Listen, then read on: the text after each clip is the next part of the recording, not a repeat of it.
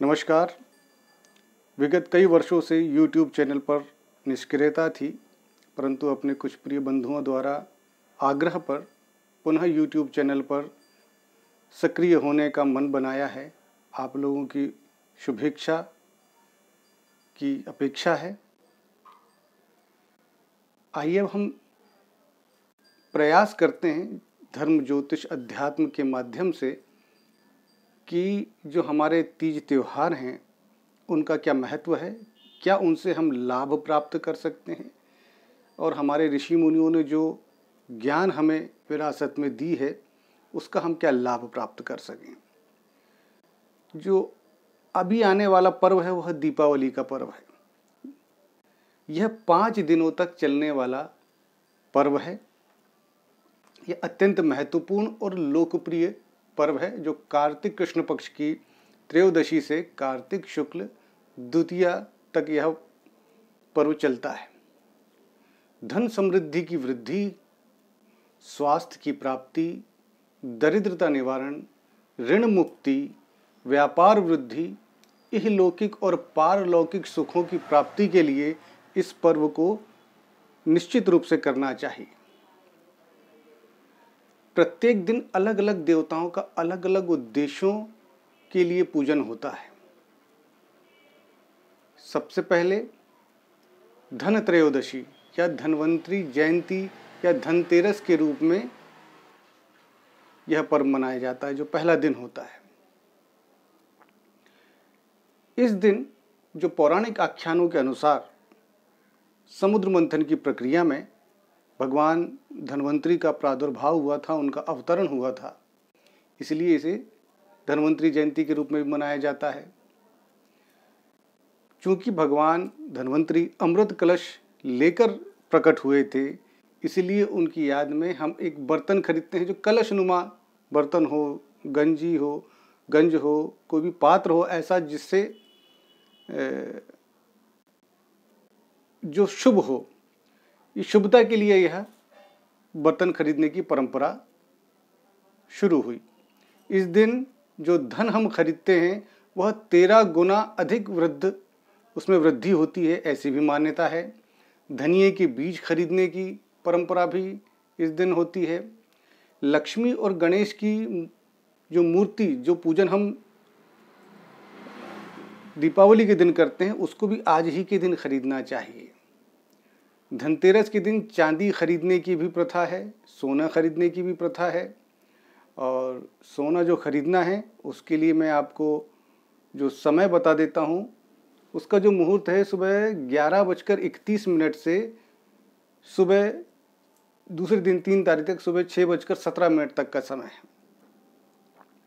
इसमें भी और अधिक मुहूर्त हम दे सकते हैं, जिसमें चौघड़िया मुहूर्त देखकर और अधिक उस और सूक्ष्मता से देख सकते हैं। पर चूंकि यह परंपरा धन त्रयोदशी के दिन है तो इस दिन आप 11:31 के बाद से आप खरीद सकते हैं। और चांदी खरीदने के पीछे क्या कारण है? चांदी खरीदने के पीछे कारण ये है कि चंद्रमा प्रतीक है शीतलता का, संतोष का। मन में संतोष आए इसके लिए चांदी खरीदी जाती है। और जिसके पास संतोष है वास्तव में वही स्वस्थ है और वही सबसे बड़ा धनवान है। इस दिन आयुर्वेद की शिक्षा और दीक्षा दी जाती है। वैद्यगण इस पर्व को बड़े धूमधाम से मनाते हैं। दीर्घायु और आरोग्यपूर्ण जीवन के लिए भगवान धन्वंतरी का पूजन करें। कैसे करें? प्रातःकाल षोडशोपचार से भगवान धन्वंतरी जी का पूजन करें। उनके लिए मैं आपको एक जो विशेष मंत्र है वह बताए देता हूँ। ओम नमो भगवते वासुदेवाय धन्वंतरे अमृत कलश हस्ताय सर्वमय विनाशाय त्रैलोक्यनाथाय महाविष्णवे स्वाहा। इस मंत्र से आप कर सकते हैं। और आपको मैं धन्वंतरी पूजन के लिए जो धनतेरस के पूजन है उसके लिए भी एक मुहूर्त बता देता हूँ, जो शाम को 6:22 से रात को 8:09 तक का जो समय है ये बड़ा शुभ समय है। इस समय आप पूजन करें। इसी समय पर आप भगवान कुबेर का भी पूजन कर सकते हैं, क्योंकि इस दिन भगवान कुबेर का भी पूजन का बड़ा महत्व है। और दोपहर के बाद धातु के बर्तन खरीदने चाहिए जिससे कि आने वाले वर्ष में शुभता हो। ये भी एक उसमें विधान है। और कुबेर जी के जो मंत्र है वह भी मैं आपको बता देता हूँ। ओम यक्षाय कुबेराय वैश्रवणाय धन धान्याधिपति धन धान्य समृद्धि में देहि दापाय स्वाहा। यह मंत्र मैं आपको जो भी मंत्र है वो आपको मैं डिस्क्रिप्शन में दे दूंगा, आप उनको और ध्यान से पढ़ सकते हैं। धनतेरस के दिन यम दीपदान की एक प्रक्रिया होती है। यह स्कंद पुराण में इसका उल्लेख आता है।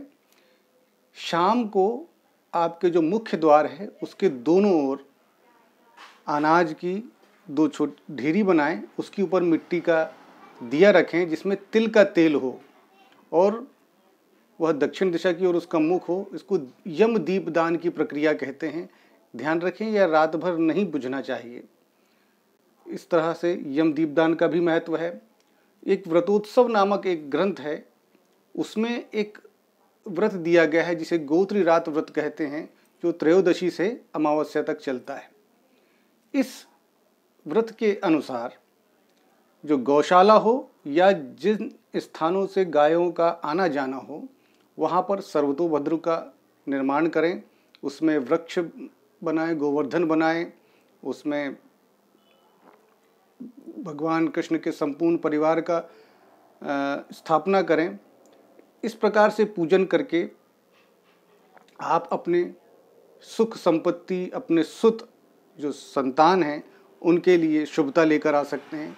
इस प्रकार से जितना भी अन्य ग्रंथों में हमें जो कुछ प्राप्त हुआ वो हमने आपको देने का प्रयास किया। इसी प्रकार से और आने वाले समय में और भी अन्य विषयों में जहाँ जहाँ हमें ज्ञान प्राप्त होगा और हम आपको बता सकेंगे, आपको निश्चित रूप से बताएंगे। और चूँकि यह वर्षों के बाद पहला प्रयास है तो कोई त्रुटि हो तो उसके लिए उसकी उपेक्षा करें। और नमस्कार।